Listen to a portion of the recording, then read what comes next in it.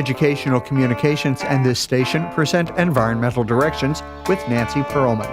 On this series, we explore the effects of human influence on the Earth's ecosystems and discuss solutions to environmental problems which affect the quality of life on this planet. Environmental Directions gives you the kind of information you need to help you participate in decisions impacting your community, the nation, and the world.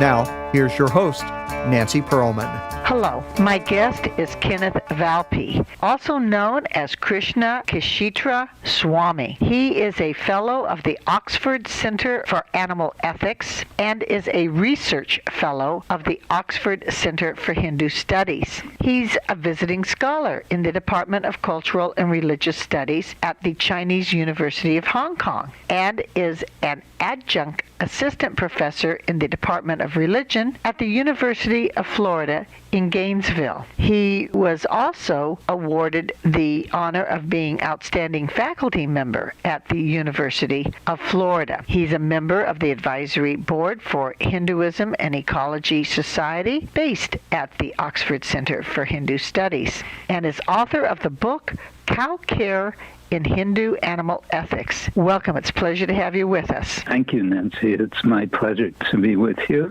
today, speaking from Poland. You are obviously very involved internationally with the whole concept of having better relationships with the environment and particularly with our non-human animals. What do you believe we can learn in terms of how to care for our fellow creatures on this planet? That's a nice question. I appreciate that you said non-human animals. It's quite an issue. First, to ask ourselves, what are we? And we call ourselves human, but then since Darwin, we have some understanding that actually we're also animals.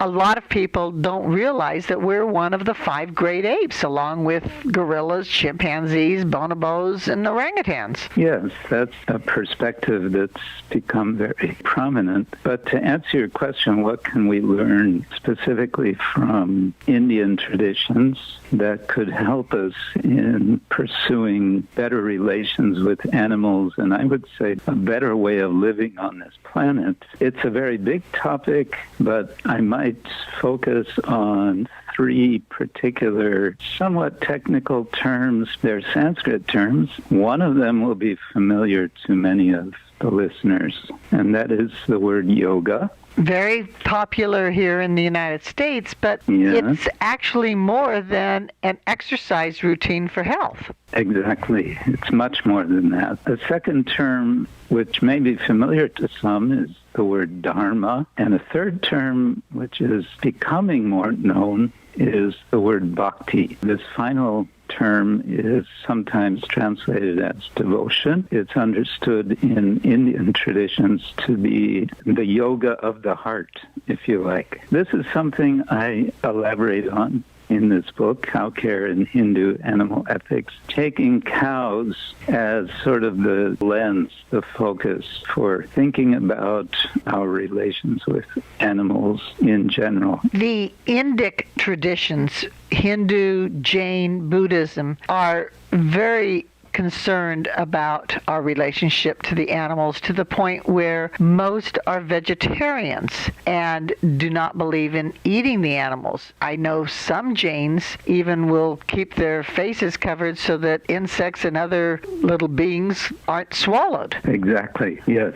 Speaking of our common identity with different living beings, what is it that we have in common is that we are all non-temporal beings who are inhabiting different bodies. Our bodies, we understand, are animated by what in the ancient Sanskrit language would be called Atma, or the living self, the spirit self, which lives beyond this body. When this body will be finished, and it's going to be finished, if not today or tomorrow, one of these days, what happens? it moves on to another body. Let's talk about the animals and humans that are here now, because we have to be concerned about how we relate to other creatures and our ecosystems, and we are also interconnected. I'm curious why cows have become the animal that's so important in the Hindu tradition, because when I've been in India, they roam around free in the streets. The cars have to go around them. They don't move away for the vehicles. That's right. And that's one thing, a very striking thing everyone experiences in India. There's a sense that cows are in a kind of special category. Some people I met will even say they are not animals. They are semi-divine. The way I would put it in brief is there's a sense that cows, in particular, of all the different species, facilitate human beings to have what many would call a proper relationship with the earth. That there are many features of cows in terms of what they provide human beings, both tangible and intangible goods. What's difficult for Westerners in particular is to understand the intangible goods. There is a very strong sense that there are benefits to be had. In fact, one elderly sage, or sadhu as they're called in India, that I talked with, who keeps a sanctuary for cows, some 45,000 cows in his sanctuary. He said the cows provide human beings with three things. They provide us with health, they provide us with education, and they provide us with prosperity. How do they do that? Well, that's going to be a longer lecture. In essence, the point he was making is that cows have a quality of purity. Now, one example of this, the dung of cows, the excrement of cows in the villages, it's completely standard to take the dung and mix it with some water and make a nice paste out of it, and then smear it on the mud floors, on the mud walls. And what you find is that it has a very kind of antiseptic character to it. But they also use it for fuel. What I also found out when I was in India was that even though the cows are considered sacred and not to be killed, they can be utilized, that people do milk them and use them in other ways. Yes. Oh, yes. You don't find so many vegans in India because they understand if you take care of cows nicely, they will give milk more than enough. They will give for their calves, and they will also be pleased to give the humans whom they appreciate are protecting them. They are keeping the cows as family members, and they will typically keep them for life. I say typically. Actually, now in the modern time, there are issues about this, which I talk about in my book. So you asked, how is it that they provide prosperity and education? It's understood with prosperity that just having cows and taking care of them as family members fosters a sense of balance and also moderation in all human endeavors. And when there's balance, when there's moderation, there's prosperity. When we are excessive, this is our tendency to do everything in excess and to accumulate more than needed, then prosperity becomes difficult for us. With education, it was explained to me, the idea is that there's a whole value system surrounding the culture of caring for cows, and that this is character building. Your book, Cow Care in Hindu Animal Ethics, is intended for whom? Because somebody like me, I have no pet cow. I have a cat. That's a good point. First point is that this has been written and published in what would be called an academic press, Halgrave Macmillan, which is a subsidiary of Springer Nature, in their Animal Ethics series. It sort of pointed to scholars. There's an increasing number of scholars who are becoming interested in what's called animal studies, which takes the subject of animal-human relationships from many, many different angles. But I wanted to also make it available for us common folk, and so I was able to make the book open access, which means it's available free of charge. Are these ethical considerations regarding cows applicable to other domesticated animals? Yes, certainly. In fact, this was Mahatma Gandhi's point. Gandhi made the idea of ahimsa famous, mainly in the political sphere, but also, and very much important for him, was care for animals, and in particular he emphasized cows. But he said a very interesting thing, that it is through cows that human beings come to understand their proper relation with all living beings. He saw it as the cow sort of as the pivotal form of life for humans to care for. You are active all over the world. You were a former adjunct assistant professor in the Department of Religion at the University of Florida here in the United States. You were formerly a visiting scholar in the Department of Cultural and Religious Studies at the Chinese University of Hong Kong, and you are a fellow of the Oxford Center for Animal Ethics in the United Kingdom and research fellow of the Oxford Center for Hindu Studies. Since you are engaged with other people teaching about religious beliefs, animal ethics in different traditions, why has Hinduism taken on the cow as sacred and promoting vegetarianism, but yet you don't find that in Christianity, Judaism, Islam, and some other belief systems?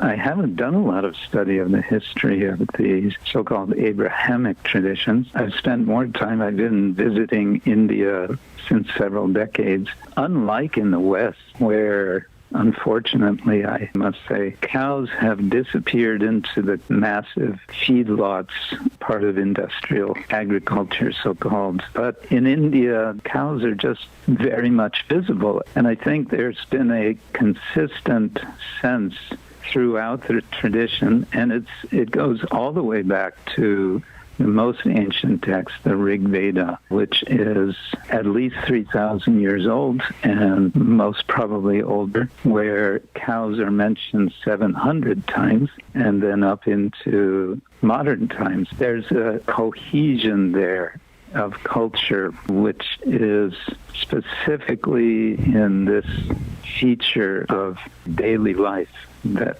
cows are part of our lives and they are to be cared for. Having said that, it's not really quite so ideal as the picture I'm painting now. Do you believe that most religions have a concern and a care for the fellow creatures on this planet? Yes, I would say any religion worth the name in its deeper understanding. I think we have to see that with every religious tradition, including Hinduism, there are the more surface understanding and then there's a deeper understanding. So in Christianity, for example, famously hear of St. Francis of Assisi and his concern, his care for animals. And we can find such persons in all traditions of the world. What is religion? Religion, religio, has something to do with making a connection with our deeper selves, or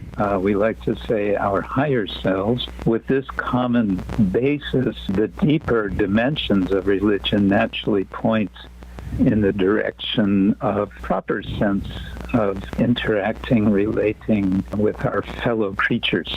You have a Hindu name, Krishna Kshetra Swami, and you advocate some of these Hindu beliefs regarding animals. What can we Westerners here in the United States take away from these ancient traditions, as you say, that have been in their writings for over 3,000 years? Yes, the more accessible textual source for this is the Bhagavad Gita. Many of the principles that sort of underscore how we can relate with animals are to be found in the Bhagavad Gita. Bhagavad Gita is a very good source for understanding this whole tradition that's now typically called Hinduism, although that word Hindu is not to be found anywhere in these texts. It's teaching us how to develop a higher vision by which we can appreciate our kinship with all of life. And naturally, when there's a sense of kinship with other beings, we naturally understand how to behave with them. We develop a natural sense of respect, and certainly it gives us pause to consider how we relate in terms of how we nourish ourselves, whether it's really necessary to eat animals or if we can sustain ourselves much better and much healthier with vegetarian diet. You have lived and worked in countries that are very meat-oriented in their diet. What obstacles have you found in terms of convincing people to become vegetarian and to treat animals with more respect? Obstacles, they're everywhere because we are creatures of habit. And I would say the biggest obstacle is not so much individuals who may indeed become convinced that something should be changed about their lifestyle, especially having to do with their diet, but they run up against the obstacle of their social circles. What I've found, especially I've found in the Far East, in Hong Kong, and also I've visited several times mainland China, is people depend on the social circle in which they live, their families, and the extended circle of family. If one day they tell their family and friends, actually, I've decided to be, vegetarian. What?